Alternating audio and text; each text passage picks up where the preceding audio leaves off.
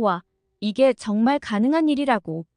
최근 한국을 방문한 외국인 관광객들 사이에서 놀라움을 자아내는 한국의 독특한 문화가 있습니다. 바로 배달 문화인데요. 24시간 언제든 원하는 음식을 주문할 수 있고, 심지어 공원이나 강변 같은 야외에서도 배달이 가능하다는 점에 많은 외국인들이 충격을 받고 있습니다. 스위스에서 온 한 대학생은 한강에서 피크닉을 즐기며 배달 음식을 먹은 경험을 SNS에 공유해 화제가 되기도 했죠. 그 글을 읽은 한 외국인은 한국인들에겐 당연한 일상이지만 본인도 한국에 방문했을 때 너무 놀랍고 신기한 경험이었다며 덧붙였는데요. 오늘은 한국을 방문해서 신기한 경험을 했다는 스위스 여대생의 이야기를 들려드리겠습니다. 지금 시작합니다. 잠깐만요. 1초면 가능한 좋아요 버튼을 눌러주시면 영상 제작에 큰 힘이 됩니다. 안녕하세요. 저는 스위스에서 살고 있는 안나입니다. 저는 취리히에 있는 한 명문 대학교에서 공부하고 있는 학생이에요. 스위스의 취리히는 금융과 문화 중심지로 알프스 산맥이 보이는 아름다운 자연경관과 중세시대의 건물들이 공존하는 곳이에요. 외국인들이 관광으로도 많이 오는 곳이기도 하죠. 여름엔 취리히 호수에서 보트도 타고 겨울엔 강변을 따라 산책하면 너무 낭만적이랍니다. 사계절 내내 아름다운 풍경을 자랑하는 이곳에서 살고 있다는 게 때로는 꿈만 같아요. 저에겐 고등학교 시절부터 친하게 지내고 있는 친구가 있어요. 그 친구 이름은 레아인데 성격도 밝고 아는 것도 많아서 제가 많은 도움을 받고 있죠. 레아는 언제나 새로운 것에 대한 호기심이 가득해요. 그래서인지 항상 새로운 문화와 경험을 찾아다니는 편이죠. 요즘 레아가 푹 빠진 게 있는데 바로 한국 드라마예요. 특히 사랑의 불시착이란 드라마를 정말 좋아하더라고요. 스위스에서 촬영된 장면들이 나온다고 해서 더 관심이 갔다고 해요. 사실 저랑 레아도 이곳이 스위스에서 촬영됐다는 걸 알지 못했는데 한국 드라마의 인기로 갑자기 관광객들이 몰렸다는 뉴스를 보고 찾아보게 되었어요. 그때부터 레아는 한국 문화에 대해 더 알아보기 시작했죠. 드라마 덕분에 한국에 대해 알게 되었고 다른 한국 드라마들도 찾아보면서 한국의 매력에 푹 빠졌다고 하더라고요.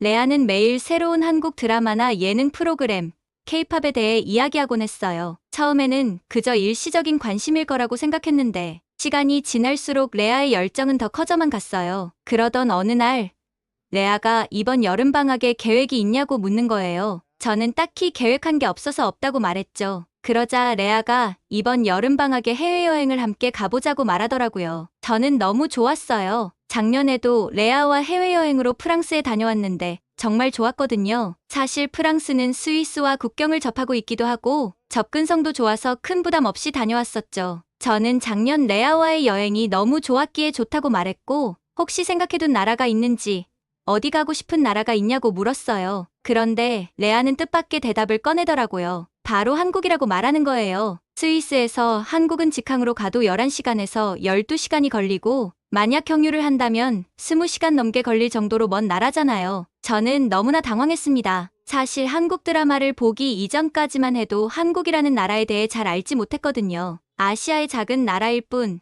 아직 전쟁이 끝나지 않은 휴전 국가이기도 하고 특히 여행으로 가기엔 미사일이 날리는 그런 위험한 나라로 알고 있어서 무서웠어요. 하지만 레아는 걱정 말라며 그건 제가 잘 알지 못하는 거라고 안심시켰죠. 안나, 한국은 우리가 생각하는 것보다 훨씬 안전하고 발전된 나라야. 오히려 우리나라보다 더 안전한 면도 있대. 그리고 문화적으로도 정말 흥미로운 곳이래. 그래도 전 너무 걱정이 되었어요. 드라마는 사실 꾸며낼 수가 있기 때문에 드라마의 모습이 그 나라의 실제 모습이라고 생각하는 건 아니라고 생각했거든요. 레아에게서 한국으로 여행 가자는 말을 듣고 저는 생각을 좀 해보겠다 하고 집에 왔습니다. 그런데 그날 저녁 레아에게서 장문의 문자가 왔어요. 안나, 내가 걱정하는 게 뭔지 알아. 하지만 나도 한국에 대해 많이 찾아보고 내린 결정이야. 그리고 대학생 때 이렇게 길게 여행을 갈 수 있지. 나중에 우리가 직장인이 되고 나서 언제 함께 날짜를 맞춰서 긴 여행을 갈 수 있을까? 나는 너와 좋은 추억을 많이 쌓고 싶어.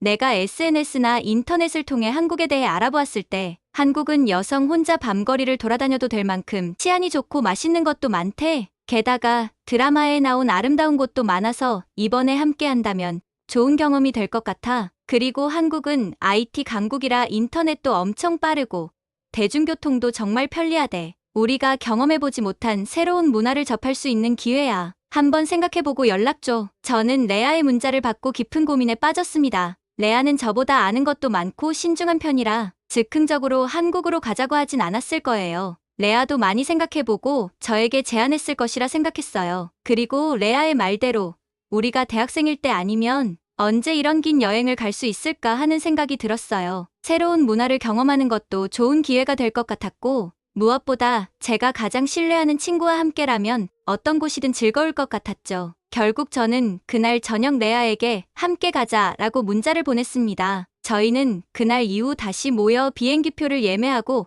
함께 한국에서의 여행 계획을 세웠어요. 물론 레아가 많이 알아봐줬고 주도적으로 해주었습니다. 레아는 한국의 여러 도시들과 관광지, 맛집들을 찾아보며 우리의 일정을 꼼꼼히 짜더라고요. 안나, 우리 서울에서 시작해서 부산도 가보고 제주도도 다녀오자. 한국의 수도도 보고 제2의 도시, 그리고 가장 유명한 휴양지까지 모두 경험할 수 있을 거야. 레아의 열정에 저도 점점 한국 여행에 대한 기대가 커져갔어요. 인터넷으로 한국의 여러 모습들을 찾아보면서 제가 가지고 있던 편견들이 하나둘 깨져가는 걸 느꼈죠. 현대적인 고층 빌딩들과 세련된 거리, 그리고 전통과 현대가 공존하는 독특한 풍경들. 한국은 제가 상상했던 것보다 훨씬 발전되고 매력적인 나라 같았어요. 그리고 얼마 후 저희는 한국으로 가는 비행기에 올랐어요. 긴 비행 시간 동안 저는 설렘과 약간의 불안함을 동시에 느꼈어요. 하지만 옆자리에서 들뜬 표정으로 한국어 공부를 하고 있는 레아를 보며 이 여행이 특별한 경험이 될 거라는 확신이 들었죠. 인천국제공항에 도착했을 때 저는 첫 인상부터 놀라움의 연속이었어요. 공항이 너무나 현대적이고 깨끗했거든요. 입국 절차도 빠르고 효율적이어서 긴 비행 후에 피곤함도 조금은 달래줬죠. 와, 안나, 여기 봐봐. 로봇이 우리를 안내하고 있어. 레아가 가리킨 곳을 보니 정말 작은 로봇이 여행객들에게 길을 안내해주고 있었어요. 이런 모습을 직접 보니 한국이 정말 IT 강국이라는 게 실감났죠. 공항에서 나와 서울 시내로 향하는 길, 우리는 공항철도를 이용했어요. 깨끗하고 편안한 열차 안에서 창밖으로 보이는 서울의 모습에 눈을 뗄 수가 없었어요. 고층 빌딩들과 아파트, 그리고 중간중간 보이는 산들, 자연이 어우러진 풍경이 너무나 인상적이었죠. 한국에 도착한 후 저희는 한국 여행지 필수 코스인 북촌 한옥마을로 향했습니다. 사실 한국에 있는 동안 한국 문화를 체험하고 싶어서 호텔보다는 에어비앤비로 한옥마을에 있는 숙소를 예약했거든요. 한국에 머무는 7일 동안 이틀은 한옥에서, 그리고 나머지 5일은 호텔에서 지내기로 했죠. 숙소에 가는 길목 하나하나가 이국적이었어요. 좁은 골목길을 따라 늘어선 한옥들,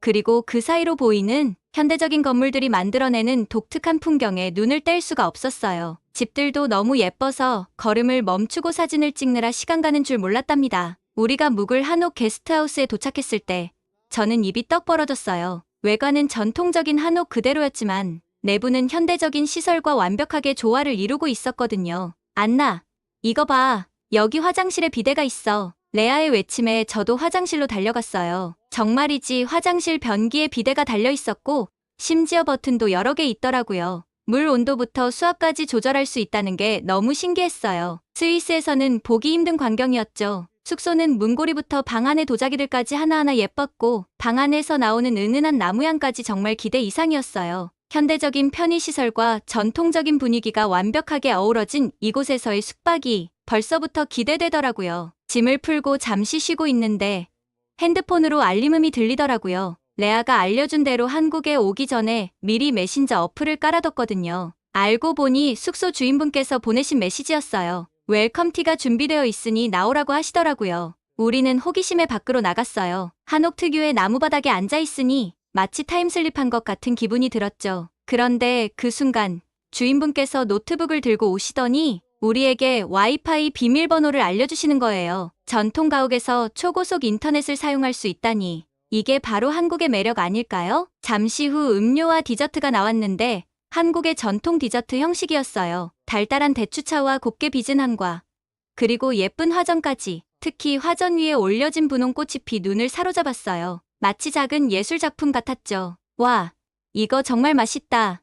레아가 감탄사를 연발하며 말했어요. 안나, 너도 먹어봐. 이 조화로운 맛이란. 저도 한 입 베어 물었는데 정말 놀라웠어요. 쫄깃한 떡의 식감과 은은한 꽃향기, 그리고 달콤한 꿀의 맛이 조화롭게 어우러져 있었거든요. 평소에 단 것을 그리 좋아하지 않는 제가 순식간에 다 먹어버렸을 정도였죠. 티타임을 가지며 여유를 즐겼어요. 한옥마루에 앉아 전통차를 마시며 서울의 풍경을 바라보는 이 순간이 꿈만 같았죠. 여행지에서 이런 여유로움을 즐길 수 있다니 정말 좋은 선택이었다고 생각했어요. 하지만 긴 비행시간 탓에 피곤함이 몰려오기 시작했어요. 레아와 저는 스위스에서 한국까지 긴 비행시간 동안 피곤하기도 했기에 오늘은 많이 돌아다니지 말자고 1시간 정도 숙소에서 쉬었다 나가기로 했습니다. 그런데 그만 방 안에서 눈을 잠시 붙인다는 게 푹 자버리고 말았지 뭐예요. 저뿐만 아니라 레아도 피곤했는지 옆에서 쿨쿨 자고 있었어요. 일어나 보니 저녁 10시가 넘는 시간이었고 한국에서의 첫날을 이렇게 날려버렸다는 생각에 너무 속상했어요. 아, 어떡해. 우리 첫날부터 이렇게 다 자버리다니. 제가 호들갑을 떨자 레아도 깜짝 놀라 일어났어요. 하지만 이내 우리 둘 다 이 상황이 너무 어이없어서 서로 마주보며 웃음을 터뜨렸죠. 괜찮아, 안나. 우리 내일부터 열심히 돌아다니면 되지. 그보다 나 배고파. 뭐 먹을까? 레아의 말에 저도 그제서야 배고픔을 느꼈어요. 한국에 와서 제대로 먹은 게 웰컴티로 먹은 한국식 디저트가 전부라 슬슬 배가 고팠거든요. 하지만 밤 10시가 넘는 이 시간에 영업을 하는 가게가 있을 리 만무하다고 생각했죠. 스위스에서 챙겨온 간식이 뭐 없나 가방을 뒤지려는데 레아가 말했어요. 안나, 배고프지 않아? 밖에 나가기엔 너무 피곤하기도 한데 우리 배달시켜 먹을까? 저는 시계를 가리키며 배달 시간이 지났어.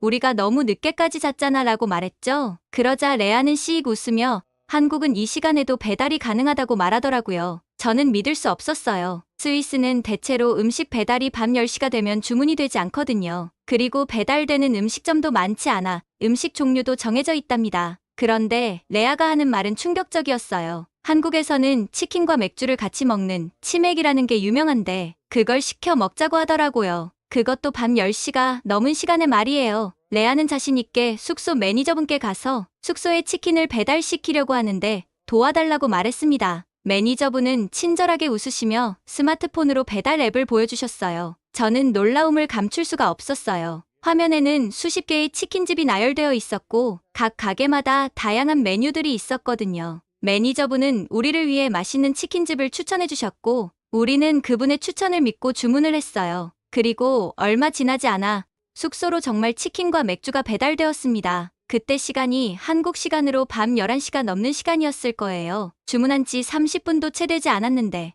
따뜻한 치킨과 시원한 맥주가 도착한 거죠. 이 늦은 시간에 이게 정말 가능한 일인지 한국의 배달 문화가 이렇게 발달했다니 정말 놀랍더라고요. 우리는 즐겁게 치킨을 먹으며 이야기를 나눴어요. 한국식 프라이드 치킨은 정말 특별했어요. 바삭한 튀김옷과 부드러운 속살, 그리고 달콤하면서도 매콤한 양념은 정말 환상의 조화였죠. 게다가 치킨을 시키니 무료로 주는 피클도 있더라고요. 이 조합이 왜 이렇게 맛있는지 모르겠어요. 안나, 이런 걸로 벌써부터 놀라면 안 돼. 레아가 장난스럽게 말했어요. 내일은 더 놀라운 걸 보여줄게. 피크닉 갈 거거든. 저는 한국까지 와서 무슨 피크닉이냐고 물었지만 레아는 해보고 싶은 게 있다고만 말했어요. 호기심이 생겼지만 오늘 하루 동안 이미 충분히 놀라운 경험을 했기에 더 이상 묻지 않고 그냥 기대하기로 했어요. 다음 날 우리의 원래 계획은 명동으로 가려고 했지만 레아의 피크닉 제안에 수긍하고 한강으로 향했습니다. 지하철을 타고 가는 동안에도 놀라움의 연속이었어요. 지하철 안에서 와이파이가 잘 터지는 것도 신기했고 스크린도어가 설치되어 있어 안전하다는 느낌이 들었죠. 한강에 도착하자마자 우리는 근처 마트에서 돗자리를 하나 구매했어요.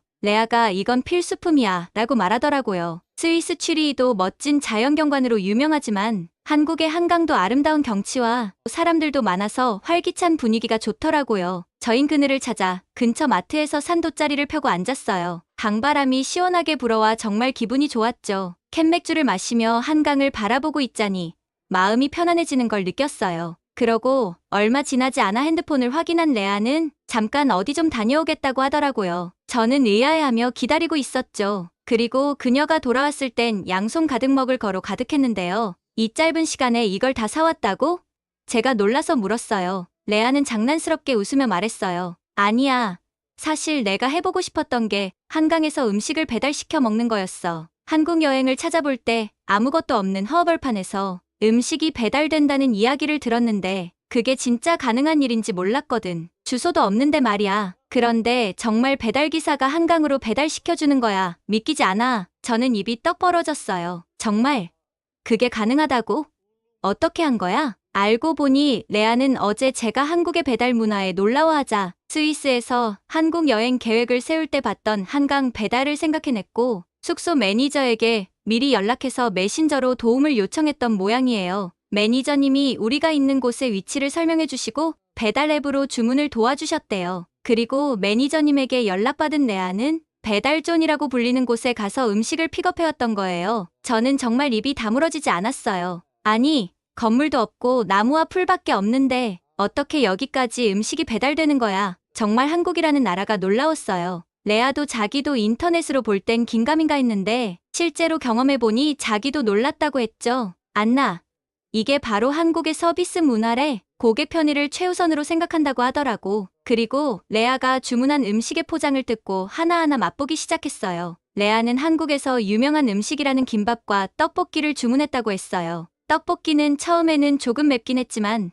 먹으면 먹을수록 중독성 있는 맛이었어요. 떡은 쫄깃했고 매콤하면서도 달콤한 소스가 정말 인상적이었죠. 김밥은 스위스에서도 한인마트에서 사 먹어본 적이 있긴 했지만 한국에서 먹는 김밥은 훨씬 신선하고 맛있더라고요. 와, 이렇게 맛있는 음식을 공원에서 바로 배달받아 먹을 수 있다니 정말 편리한 것 같아. 제가 감탄하며 말하자 레아가 웃으며 대답했어요. 그러게, 우리나라였으면 도시락을 미리 준비해 와야 했을 텐데 여기선 그냥 앱으로 주문하면 되니까 정말 편하다. 한강에서의 피크닉은 정말 특별한 경험이었어요. 선선한 바람을 맞으며 강을 바라보고 맛있는 한국 음식을 먹으며 사람들 구경도 하고 여행의 묘미란 이런 거구나 싶었죠. 식사를 마치고 우리는 한강공원을 산책했어요. 자전거를 타는 사람들, 조깅하는 사람들, 그리고 우리처럼 피크닉을 즐기는 사람들로 공원은 활기가 넘쳤어요. 특히 눈에 띈 건 공원 곳곳에 있는 편의 시설이었어요. 화장실은 물론이고 음수대,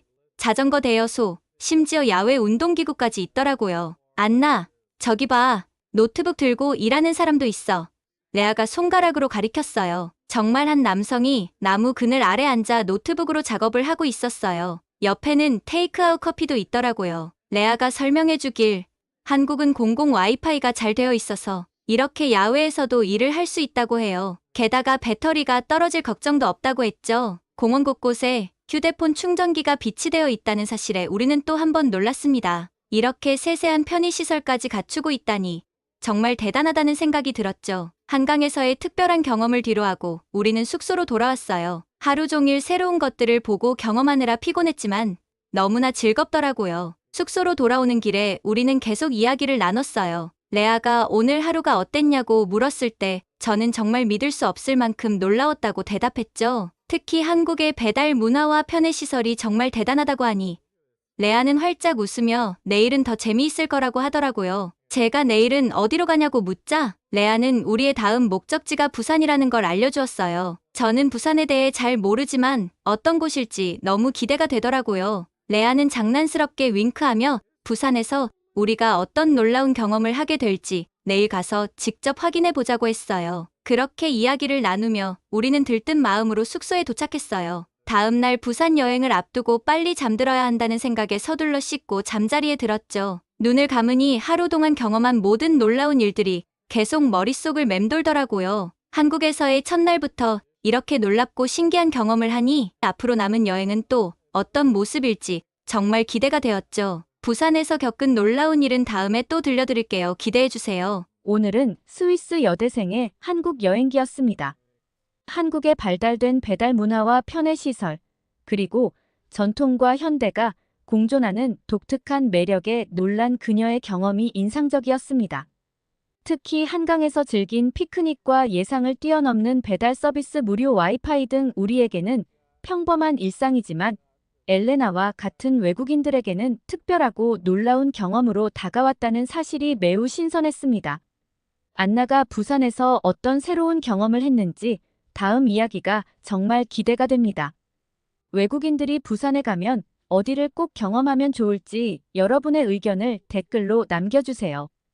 감동 뭉클에서는 여러분의 소중한 마음을 모아 사연 주인공들에게 전해드리고 있습니다.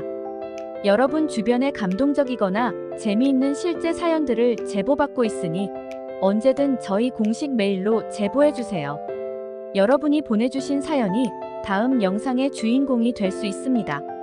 오늘 들려드린 사연이 마음에 드셨다면 구독과 좋아요 눌러주시고 주변 분들과도 공유해주세요. 여러분의 작은 관심과 응원이 더욱 좋은 콘텐츠를 만드는데 큰 힘이 됩니다. 이상 감동 뭉클이었습니다. 끝까지 시청해주셔서 감사합니다. 다음에 더 감동적인 사연으로 찾아뵙겠습니다.